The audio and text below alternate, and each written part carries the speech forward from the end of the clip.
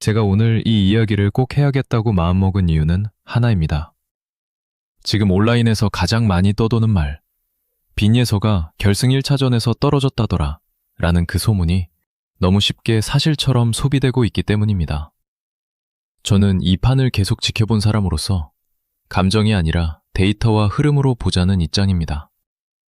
그리고 솔직히 말하면 저는 지금 이 타이밍에 빈예서 탈락설이 퍼지는 게 우연이라고 보지 않습니다.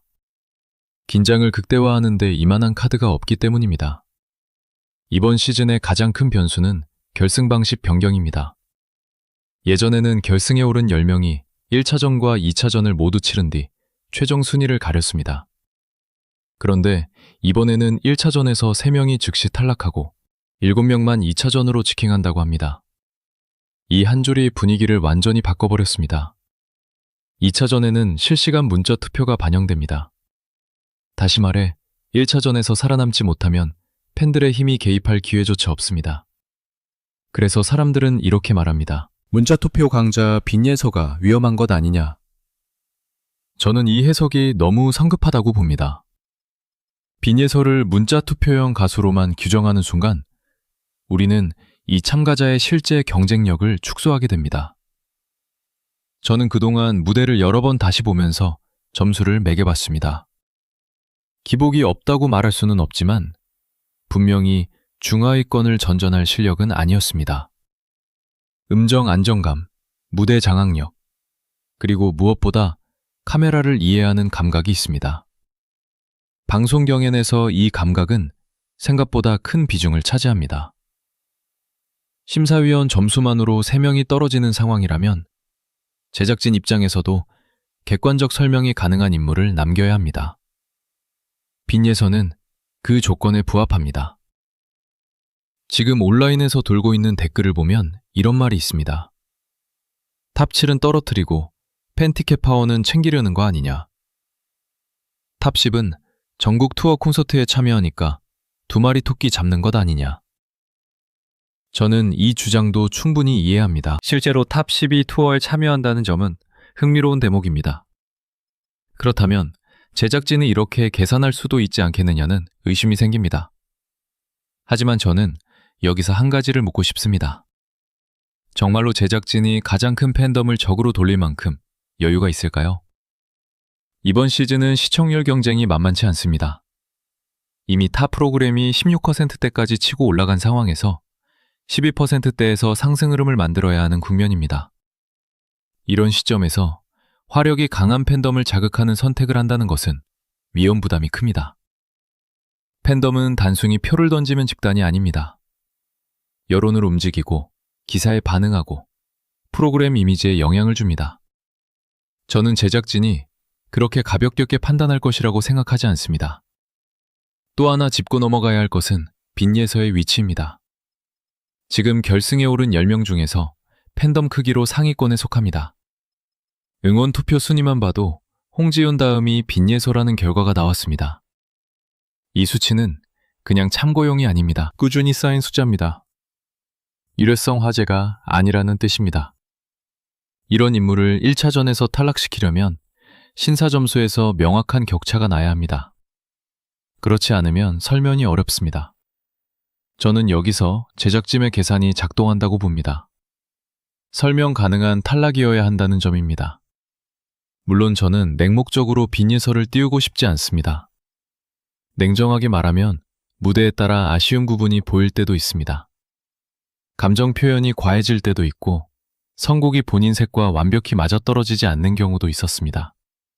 그러나 결승에 올라온 10명 중에서 확실히 3명을 꼽아 즉시 탈락시킬 정도로 약한 카드라고 보기는 어렵습니다. 특히 긴장감이 극대화되는 결승 1차전에서 제작진이 스토리적으로도 상업적으로도 화제성 측면에서도 의미 있는 인물을 쉽게 정리할까요? 저는 그렇게 보지 않습니다. 오히려 저는 이번 탈락설이 일종의 심리전이라고 생각합니다. 긴장감을 끌어올려 본방 시청을 유도하는 효과가 있습니다. 혹시라도 라는 불안이 생기면 사람들은 생방을 봅니다. 그리고 그 중심에 빈예서가 있습니다. 이름 하나로 이 정도 반응이 나오는 참가자라면 이미 영향력이 증명된 셈입니다. 저는 이 지점을 중요하게 봅니다. 화제가 되는 인물은 프로그램 입장에서 자산입니다. 또 다른 관점도 있습니다. 한일 가왕전이 예정되어 있고 탑세븐이 그 무대에 서게 됩니다.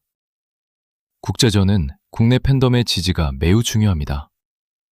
해외 반응은 결국 국내 열기가 바탕이 됩니다. 그렇다면 제작진은 어떤 라인업을 원할까요?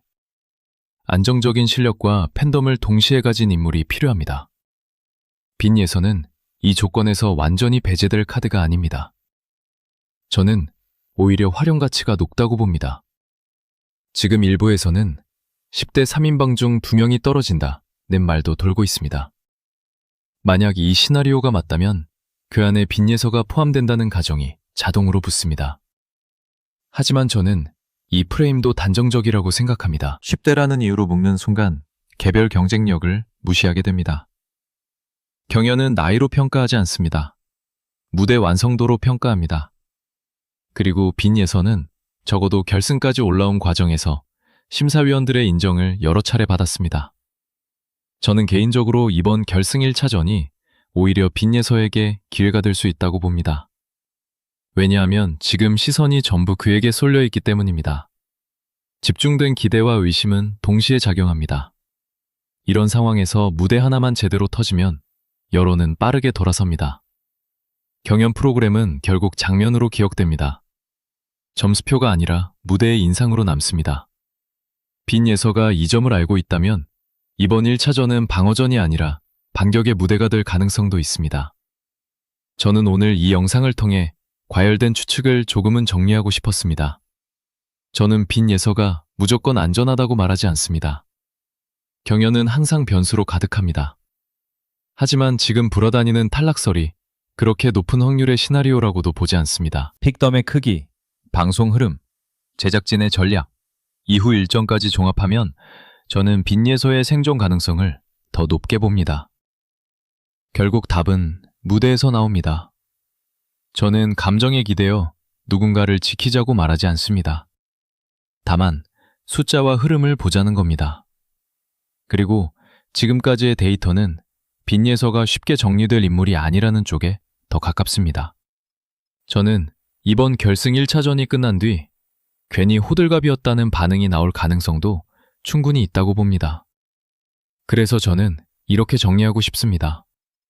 빈예서를 둘러싼 소문은 이해할 수 있지만 그것이 곧 현실이라고 단정하기에는 근거가 약합니다. 오히려 지금의 긴장감은 그녀의 존재감이 그만큼 크다는 증거입니다.